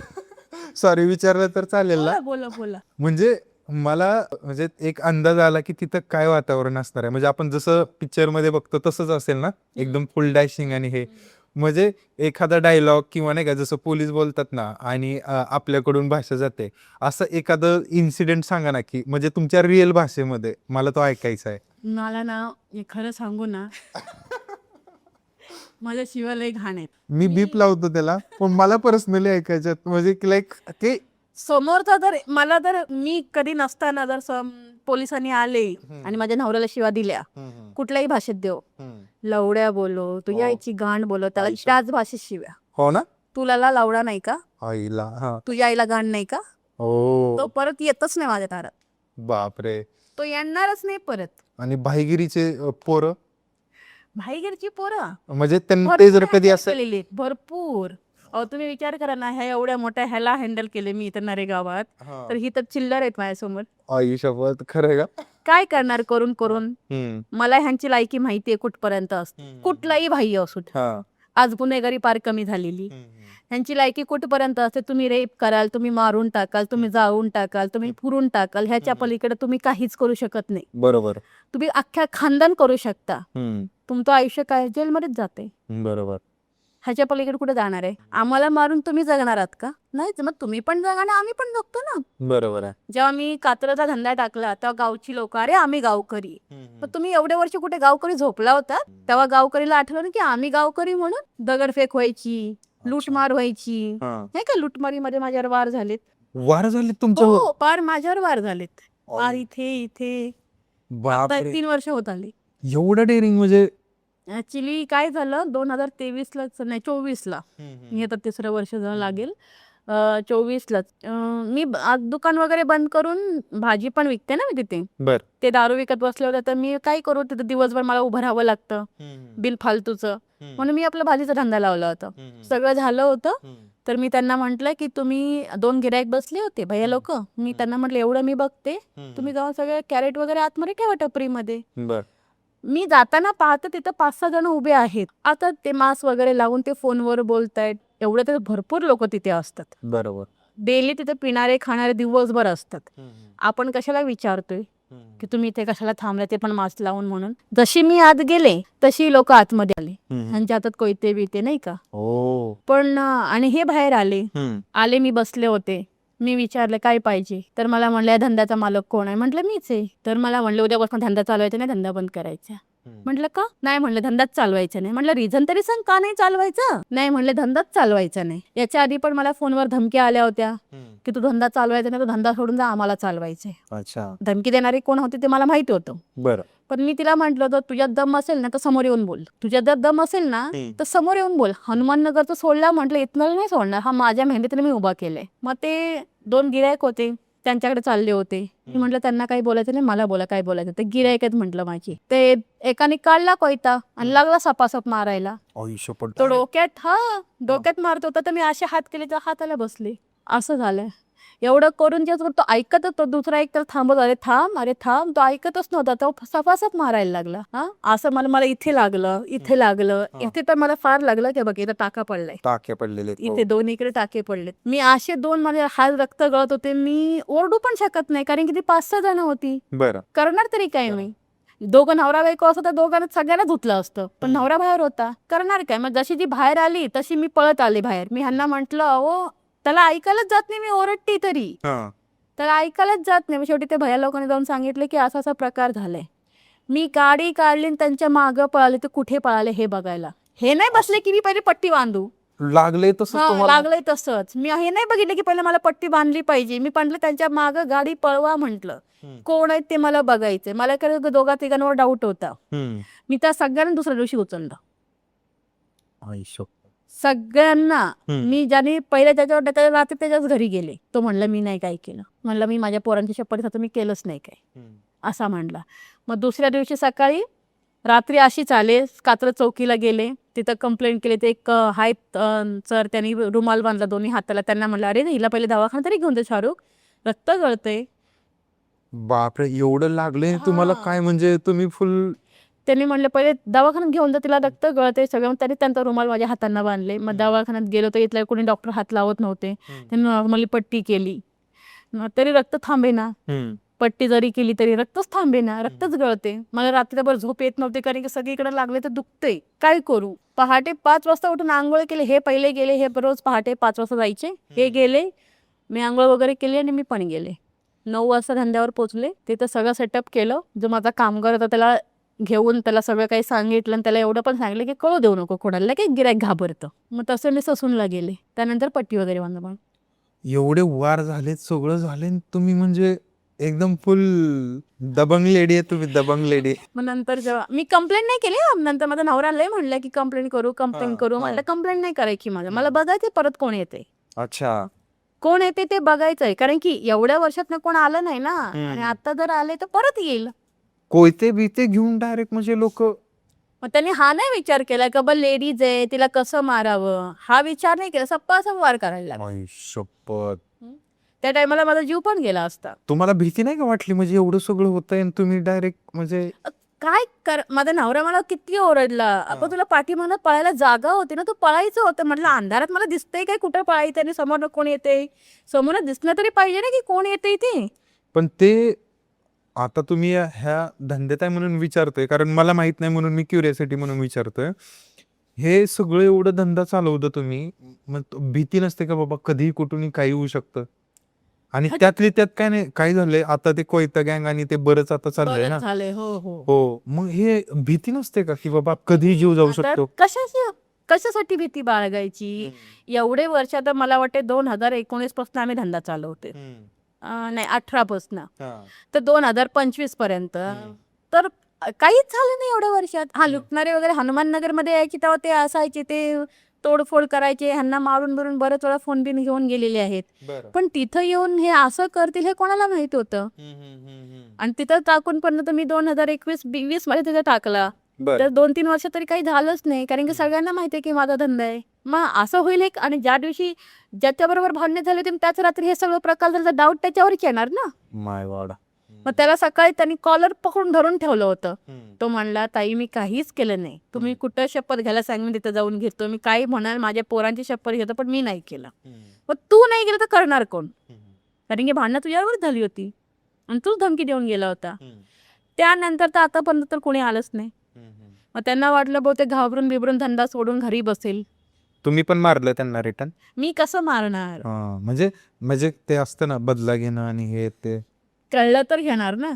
म्हणजे कळलंच नाही की जेव्हा ती समोर ना आली ते 5-6 जण होते. 5-6 जण होते आणि मी एकटी आणि ती 2 कस्टमर. ते गिऱ्हाईक नाही, ते भैया लोक बिहारची, ती घाबरली होती मरणाची. ती काय की ती जागेवर उठत पण नव्हती. ती, आणि मी त्यांना वाचवण्यासाठी सारखी मध्ये मध्ये जायचे नाही की त्यांच्याकडे पैसा पाणी असतो, उगा त्यांनी लुटा भेटायला नको. बरोबर. मी त्यांना अडवायला गेलं तर ह्याला रागाला ह्यानी मारलं. अच्छा, असं झालं. ते मोस्टली म्हणायचं होणार ह्यांच्यावर होतं, ते चुकून मी आज झालं माझ्यावर, असं झालं. मग हा सगळा प्रकार झाला, त्यांना वाटेल घाबरेल आणि तो डायरेक्ट म्हणायचा ना धंदा बंद करा, उद्यापासून चालवू नका धंदा, तुम्ही धंदाच चालवायचा ना, धंदा बंद करायचा. जर मी त्या दिवशी धंदा बंद करून घरी बसले असते तर त्यांना एकदम मोकळी मनात म्हटलं की बाई घाबरली. बरोबर. मी दुसऱ्या दिवशी परत दंगळे सकाळी, परत संध्याकाळी भाजी लावली. बापरे, खतरनाक. मग त्यानंतर कोणी आलंच नाही. बर, मग आता हा झाला तुमच्या बिझनेसचा पार्ट. मला सांगा, तुमच्या दोघांमध्ये कसे कसे प्रॉब्लेम्स होत गेले? आमचं ना एवढे वर्ष खूप चांगलं चालत आलं. बर. भांडणं तर लव्ह मॅरेज मध्ये होतं आणि अरेंज मॅरेज मध्ये पण साहजिकच भांडणं होतातच. सगळ्यांमध्येच होतात. आता तुम्ही सांगा, मला कुठेच आराम नाही. मी जसे धंदे टाकलेत, मी सकाळी यांच्याबरोबर जायची, ते डायरेक्टली यांच्याबरोबरच घरी यायची. माझ्याकडे 8 लोक कामाला असून मला दांडा घेऊन बघायला लागायचं. काय उपयोगाचं? बरोबर. का ते ह्यांच्यावर काही येईल नको, कारण की हे जायला नको. कामगार गेला तर मला सोडवून आणता येतो, हा जरी गेला तरी सोडवून आणताच येतो मला, पण मालक गेले की जास्त पैसे लागतात. बरोबर.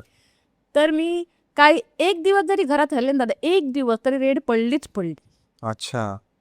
मी दिवसभर तिथं झोपा काढत असायची धंद्यावर, तिथं एकदा पण कोणी यायचं नाही. पण घरी जर राहिले नाही, ज्या दिवशी लवकर तरी आले तरी रेड पडली. म्हणजे ते लोक लक्ष ठेवूनच असणार की बाई असायचीच भोगते. आणि खास करून एक्सरसाइज वाले, ताडीवाल्या रोडचे एक्सरसाइज वाले, हे लय त्रास द्यायचे. मग मी नसतानाच द्यायची, मी असताना कोणी येत नव्हतं. आणि जरी कोणी नॉर्मली आलं तर मी आपलं बोलायचे, चालायचे, काय असेल ते मिटून सेटलमेंट करून आपलं पाठवून द्यायचे. आणि माझ्या मागे जरी कोणी हप्त्याला आलं तर पहिला फोन मलाच यायचा, कारण की धंदाच माझ्या नावाने चालतो. बरोबर. फोन मला यायचा, मी कोणाला केवढं द्यायला सांगायचं तेवढंच द्यायचं. माझा सक्का चुलत भाऊ कामाला होता. अच्छा. वर्षभर तो होता. मग असं करता करता सगळं व्यवस्थित चाललं होतं. पण प्रॉब्लेम ना, म्हणतात ना, काही गोष्टी अशा असतात ते कधी कोणाच्या मनात येतील ते सांगता येत नाही. बरोबर आहे. मी आता गेल्या वर्षी 2025च्या जून मध्ये माझा दीर झाडावरनं पडला. बर. 15-16 वर्षाचा असेल. कोणत्या गावाला? बिहारला गेलो. बिहारला? हा, बिहारला तो पडला. तो असा पडला की ते पडताना झाडाची फांदी जी आहे ती मागे मानेला लागली, त्याची मान मोडली. बरं. ही मान जी आहे ती पार मोडूनच गेली. म्हणजे काय जी हेच नसेल? हा, नसच मोडली त्याची आत. मग त्याला हॉस्पिटलमध्ये ऍडमिट वगैरे केलं. आम्हाला फोन आले तर आम्ही काय महिन्याभर म्हटलं चला होईल, काय होईल ते बघता येईल. मग असं म्हणतात त्याचं ऑपरेशन वगैरे झालं. ते झालं, त्याला त्या ऑपरेशनमध्ये होताच किंवा त्याला कमरेला मार लागला किंवा काय लागलं हे काही माहिती नाही, कारण की कोणाला कळूनच आलं नाही. मेन म्हणजे डॉक्टरनी लक्षच दिलं नाही. अच्छा. त्याचा परिणाम झाला की त्याला कमरेला बरोबर हाडाच्या इथे ना त्याला जखम झाली. अच्छा.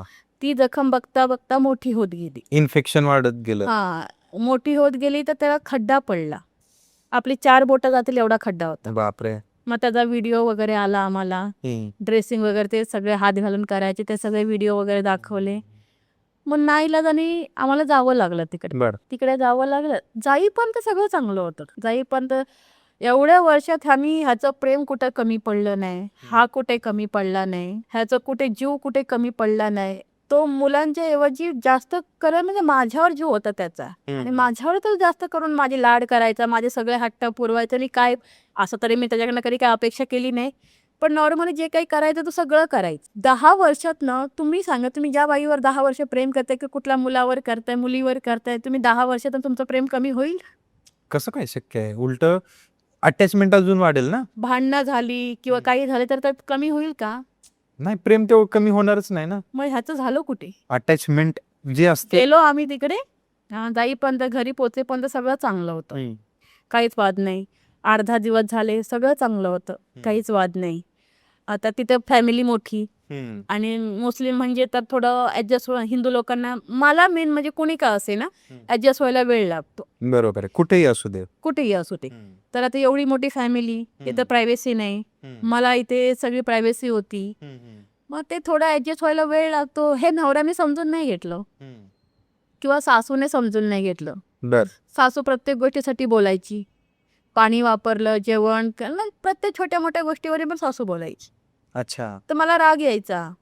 तर म्हणजे काय बोलायचे सासूबाई एवढं की? म्हणजे आता तिथं घर नुकतं बांधायला काढलं होतं, तेव्हा पोरगा पडला. त्याचं स्लॅब वगैरे काही झालं नव्हतं, राहायला जागा नाही, वरती काहीच टाकलं नव्हतं, कागद लावला होता. कारण की ते अचानक झालं ना सगळं, कागद लावला होता.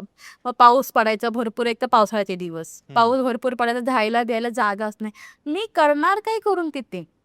तिथे भांडी घासण्यासारखं नाही, कपडे धुण्यासारखं नाही. ते आपापले कपडे सगळे आपापले धुवून टाक. सगळं ओपनच. म्हणजे नाही, बाथरूम वगैरे होते. म्हणजे म्हणजे राहण्यासाठी. घरात कसं एक बाई काम करते, मुलगी म्हणून, सून म्हणून, की सगळ्यांचं केलं, जेवण म्हणा, भांडी, कपडे, असं काही करण्यासारखंच नव्हतं. जेवण करायला गेले की त्यांना मी इकडे जसं बनवते तसं त्यांना तिकडे आवडत नाही. ते म्हणायचे तुमचं तुम्ही तुम्हाला दोघांपुरते बनवून घ्या, आम्ही आमचं आम्हाला आता डबल मी कसं बनवणार. बरोबर. पण मी आपलं जाऊ दे म्हणायचे. त्यांचं ते बनवायचे, माझं मी खायची. आता किती दिवस ते लागतील हे आम्हाला माहित नव्हतं. मग पोरांवरनं बोलणं, म्हणजे सासूला ती सवय पडली होती. जशी आई म्हणते ना मी, तशी ती सासू निघाली. मग मला वाटलं ह्याच्या आधी पण मी 3 वेळा गेले होते, एकटी गेले होते. जेव्हा ह्यांनी सांगितलं होतं ना की हे पूर्ण, जेव्हा मी भिवंडीला हे मला भेटले, लग्न वगैरे झालं आमचं, तर ह्यांनी सांगितलं की मी अनाथ आहे, मला आई वडील नाहीत, मग ही अनाथ आहे, मला मामा मामीनी दत्त घेतलं होतं. तुमच्या मिस्टरांनी? हा, माझ्या मिस्टरने मला हे सांगितलं होतं, दिलशादने, की मी मला दत्तक घेतलंय. मी म्हटलं हा. मी त्याला विचारलं तुझी प्रॉपर्टी किती, तू काय करतो, तू किती कमवतो. मी हे त्याला एक काही शब्दाने विचारलं नव्हतं. का त्याला मी इथं आल्यावर पण विचारलं नाही तू किती कमवतो, तुझी प्रॉपर्टी कुठे, तुझे आई वडील कुठे. मला 2 वर्ष काहीच माहित नव्हतं. त्यांच्या घरच्यांचे फोन यायचे, बहिणी बहिणींचे, तर मी फोन उचलायची ना, तर मला फोन उचलू पण देत नव्हते, बोलूच देत नव्हते. अच्छा. पण कधी कधी चुकून आपला फोन घरी राहिला ना, तर मी उचलायची. मग ते विचारायचं आमचा भाऊ कुठे आहे, आमचा मुलगा कुठे. मी म्हटलं कोण बोलताय तुम्ही. तो म्हणा की त्याची आई बोलते, बहीण बोलते. ते मला भरपूर शिव्या घालायचे फोनवर. अच्छा. मी ह्यांना विचारायची हे कोण आहे जे एवढे शिव्या घालतात. ते म्हणायचे त्याचा मावशीचा मुलगा सद्दा, त्याची फॅमिली आहे म्हणायची. त्याची फॅमिली हे मला नाही सांगितलं, मावशीची फॅमिली आहे, ती लोक शिव्या घालतात असे म्हणायचे. मी म्हणलं ठीक आहे. पण 2 वर्षानंतर जे आम्हाला कळलं की हे बिहारचे आहेत, जी बहिणी आहेत, भावंडे आहेत, त्याचे पूर्ण परिवार आहे, मी नाही म्हणजे मी असं काही रिॲक्टच नाही केलं की मला त्याचा फरक त्याला पडला पाहिजे. ठीक आहे, सगळ्यांचं असते, मी स्वीकार केलं. मग हळूहळू त्यांच्याशी बोलणं चालू झालं. मी त्या लोकांना जवळ केलं. लॉकडाऊनमध्ये नणंदेला बोलवून घेतलं, ती माझ्याकडे 2-3 वर्ष राहिली. मग या सगळ्या लोकांना मी आपल्या जवळ केलं की हे लांब होते, मी जवळ केलं. त्यांच्या घरच्यांचे फोन वगैरे हे मला म्हणायचे तू कोणाशी बोलू नको, ते लोक चांगली नाहीत, असं नाही, ते मला म्हणायचे सगळे. पण मी म्हणते शेवटी आई वडील आहेत तुमचे, कधी ना कधी तर बोलावंच लागेल ना, जावं तर लागलच. ते गेले एवढे 12-13 वर्षापासून बोलवत होते, आम्ही जात नव्हतो. मी हट्टाने 2022 मध्ये पहिल्यांदा बिहारला गेले. अच्छा. एकटीने. कारण की माझा मुलगा तिकडे होता मोठा, त्याला आणायला गेले होते. सगळं चांगलं होतं, सासूचं वागणं, बोलणं सगळं चांगलं होतं. घर कसं का असे ना मला स्वीकार होतं. बरोबर. त्यानंतर 2-3 वेळा गेले, तेव्हा पण सगळं चांगलं होतं. पण ह्या टायमाला जेव्हा लेक बरोबर गेला तर सासूचं वागणं बदललं, लय बदललं. मला वाटलं नव्हतं अशा बदलतील म्हणून. ते उद्दाम त्याचे कान भरायचे, त्याला वाटेल तसं सांगायचे. मला सवय नाही चाडा लावायची, मी कधीच कोणाच्या चाडा लावत नाही. डायरेक्ट काय स्ट्रेट तोंडावर. मी माघारी बोलत नाही, मी पुढेही बोलत नाही. मला तिथं खटकल तिथं मी पटकन बोलून टाकते, बरोबर, कोणी का असे ना. मग ते कधी चाडा लावायची मलाच कळायचं मी. आणि मी असं काय करायची की चाडा लावायची. मी पोरांना मारलं तरी बोलायची, लगेच नवऱ्याला सांगायची फोन करून. मी काही घरात बोलले तरी फोन करायची, मी चांगलं बोलले तरी फोन करायची, वाईट बोलले तरी फोन करायची. म्हणजे माझ्या माघारी सगळं चांगलं कान भरवले, ते पण झालं. आणि सगळ्यात मेन पॉइंट म्हणजे जेव्हा ह्याला माझ्या नवऱ्याला त्याच्या पहिल्या गर्लफ्रेंडने मेसेज केला इन्स्टावरती, फोटो पाठवले, तेव्हापासून हा मॅटर सुरू झाला. अच्छा. ते लहानपणीचं प्रेम म्हणे. भले लहानपणीचं सगळ्यांचं असतं, पण हे जेव्हा तुम्ही लग्न करता, तुम्हाला पोरं होतात, तुमची बायको असताना, संसार असताना, ते प्रेम तुम्ही कसं विसरता. मग हे आणि तेव्हा मला कळलं नाही की ह्याचं काय चालू आहे. ते तो मला सारखा म्हणायचा, तू कधी जाती पुण्याला, तिकीट काढती, इथल्या रोजच्या किरकिरीपेक्षा ना तू जा म्हणायचं पुण्याला, असा म्हणायचा. आणि ती मुलगी होती त्याच्या मावशीच्या गावची, तिथलं 2 तास लागतात जायला, त्याच्या मावशीच्या गावची होती. आणि तो एक दिवस असा, मला वाटतं 21 ऑगस्टला तो तिकडे गेला मावशीच्या गावाला. तो तिला भेटायला आणि तिला बघायला गेला. हे मला सांगितलं नाही त्याने. तुम्हाला जर मोस्टली कुठली पोरगी पहिली असो का दुसरी असो मेसेज करते, फोन करते, तुम्ही सांगितलं पाहिजे ना. की असं असं आहे म्हणून. अर्थातच. त्यांनी नाही सांगितलं मला. मग तसं मी जाऊन 2 महिना 1.5 महिने तिथे राहिले. ते सासूच्याच किरकिरने मी कंटाळले होते. मग मी तिथनं निघून आले मोठ्या पोराला घेऊन. बारक्याला तिथंच ठेवलं, मोठ्याला घेऊन निघून आले. येईपर्यंत मला काही माहिती नाही. परत 2 महिने गेले. ऑगस्टमध्ये आले मी. 25 ऑगस्टला मी इथं पुण्यात आले. बर. सप्टेंबर अख्खा महिना गेला. भाजी लावत होते मी. पाऊस पण भरपूर आता हे गेल्या वर्षी. तेवढ्या पावसाळ्यात मी मार्केटला जाऊन भाजी सगळं करायची. माझ्या पोराची शाळा बुडाली. गेला अख्खं वर्ष त्याचं वाया गेलं शाळेत. पण तो गेलाच नाही शाळेत. ते सगळं केलं. परत ऑक्टोबरमध्ये दसरा झाल्यावरती मी गेले तिकडे. म्हणलं तेव्हा आमची 29 सप्टेंबरला भांडणं झाली होती. तर मी थोडं जास्त बोलले होते रागाच्या भरात. तर त्यांनी मला ब्लॉक केलं. फर्स्ट टाइम ब्लॉक केलं का एवढ्या वर्षात. बर. फर्स्ट टाइम ब्लॉक केलं. मी म्हटलं ठीक आहे, रागात असेल, लांब आहे म्हणून चिडचिड होत असेल, घराचं वातावरण असं आहे, भाऊ असं आहे तर चिडचिड होत असेल. मग मी न सांगता गेले ऑक्टोबरमध्ये. मी पोचणारच होते दानापूरला. मी तर त्यांना कॉल केला, मी दानापूरला येते, तुम्ही या. तर ते आले. तर ते मला सरळ म्हणले की मी तुला घरी नेऊ शकत नाही, आई नको म्हणते.